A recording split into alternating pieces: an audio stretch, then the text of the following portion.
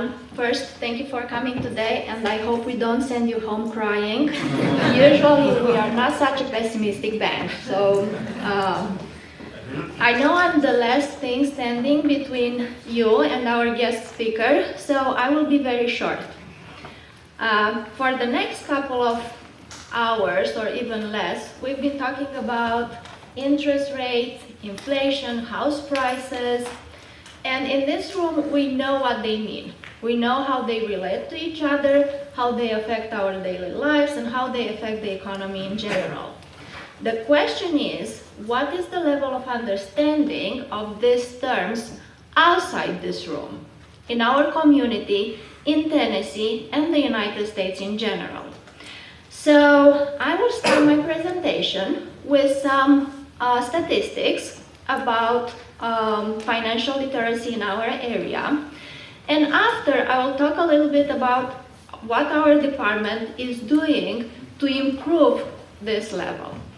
So on the first side, you can see that bankruptcy rate in Tennessee is more than double than the national average. So by no means a bankruptcy is only determined by the lack of financial knowledge.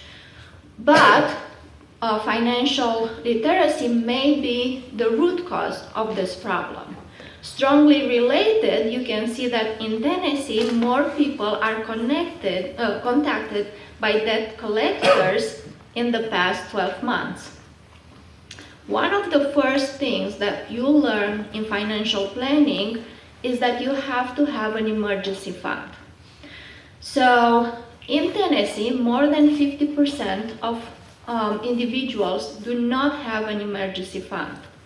So one of the most quoted questions is one question asked by Federal Reserve Bank in one of its surveys.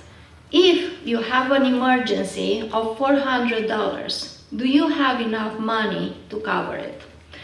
And believe it or not, more than 30% will say no. I don't have enough money and I will have to borrow. In my survey, the one that I'm using, National Financial Capability Study, there is a similar question. Instead of 400, they have a 2,000 emergency. You can guess what is the answer to that question. Not so many people have that emergency fund ready to go. So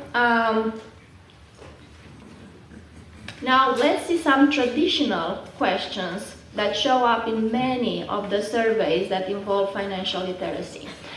The first one is that suppose that you have $100 in your account and the annual interest rate is 2%. How much would you have in 5 years? And they don't ask for an exact amount. They say more or less or exactly $102. Now I can say this is not a financial question. This is a pure math question because I have 5 years, a 2% interest rate, so for sure I need to have a little bit more than 102. Simple or compounding, we talked about compounding interest, doesn't make a difference here. Now, obviously, 70% got it right, but still in Tennessee, 1/3 of individuals do not know the correct answer to this question. And to be honest, this is something that worries me. Also, there is another question. If the interest rate is 1% and the inflation is 2%, what happens with your purchasing power? What happens with the amount of goods and services you can buy? And as you can see, 50%, more than 50% again, did not give a correct answer to this question. The last question I have is buying a single company stock or a stock mutual fund. Which one is riskier? I can say this is a little bit more difficult, but again, the answers are not where they should be. So I'm going back now to the first chart, and I can find some reasons. If you are looking in Tennessee, 75% of individuals did not have any financial education. And Tennessee is doing a little bit better than the United States in general. And the reason is, in 2013, Tennessee passed a financial education mandate. High schoolers have to take personal finance for at least half of the semester to graduate. I know that was passed in 2013, so we are still waiting for the good results to show up. So there is a little bit of optimism. Now, I'm getting closer. So if you here have Tennessee and the United States, I'm gonna move closer to our campus. In 2021, I conducted a survey on the ETSU campus. And the survey was conducted to study the social media and social network influence on financial decisions. So financial literacy wasn't the main focus of my survey, but I included some of the traditional questions. And you can see the answers here, the correct answers, by different groups of students, from freshmen to graduate students. The good news, the number of correct answers increases as students get older. Now, another good news is that on our campus, students give better answers. However, not in all cases, and we want them to be even better than that. The last question, the last graph I have in the lower right corner shows what they rely on when they make financial decisions. And you can see that mainly they rely on their own knowledge and they rely on their relatives, on their parents. Here I expected something else and I was completely wrong. I expected them to be very influenced by social networks, and it did not happen. Social media, they don't get the information. So it's good and it's bad also, because if you put the first charts together with the last one, we need to increase their financial knowledge so they can rely on that knowledge to make the correct decisions. Something else that I wanted to point here. One of the questions that I showed you previously had a 2% interest rate for $100 for 5 years. Now, I said that question is way too easy because I'm a mean professor after all. So I reduced the number of years to 2. I said maybe that's more adequate. So other than that, the questions were exactly the same. Now, in order to improve this knowledge on our campus, the department is already taking some measures. We had a 3,000 level personal finance course, and we lowered it to a 2,000 level course. That means a little bit easier and is more accessible to everyone on campus. So we hope more people on campus, not business students, will come and take that class. And also, we are working toward having personal finance as as an option in the general education curriculum. So more students will be exposed to financial terms, so they will make correct financial decisions in the future. Now, there are some activities that we are already doing. In the past, before COVID, we used to go to high schools and we took our students and they talked about financial terms, they talked about financial planning, a little bit budgeting, saving versus income versus expenses.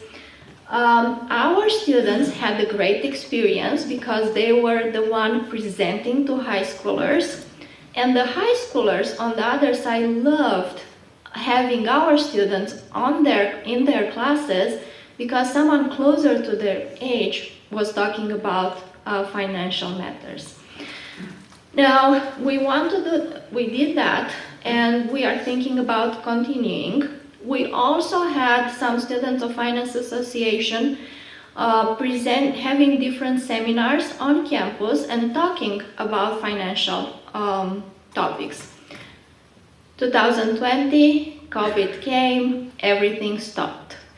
So this year is the first year when we are resuming our activities, and the Students of Finance Association is a very active group again.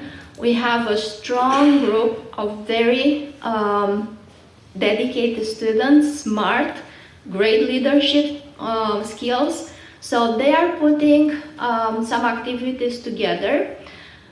Next week, or in 2 weeks, we'll have the Financial Literacy Week. Tennessee Bankers Association, as many of you probably know, declared the first week in April as the Tennessee Financial Week, and we'll participate in that with 3 activities. First, we'll have a seminar presented by students. Students of Finance Association will have a presentation. Second, we invited someone from the financial aid office to talk about paying for college. They will talk about grants, scholarships, loans. And the last event, we have a certified financial planner, Mr. John Atkins, coming and joining us and telling what 20-year-olds should do or don't do with their money. So a little bit of do's and don'ts for young students. What we want to do in the future is we want to expand these activities. We would like to have some activities in the fall semester, maybe seminars, maybe high school students coming to campus, and have a full week of activities during the Financial Literacy Week in Tennessee. Now, up to this point, I focused on college and high school students.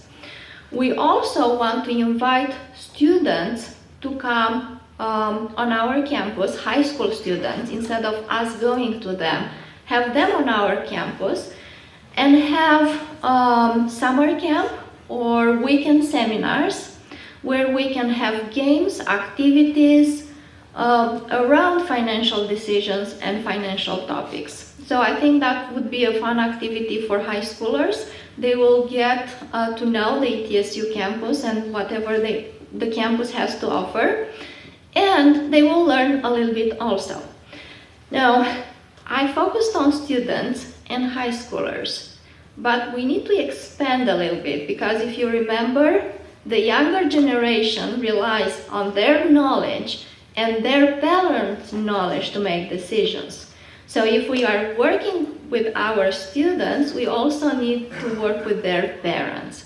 So we have to find a way to increase the financial literacy in the older generations too.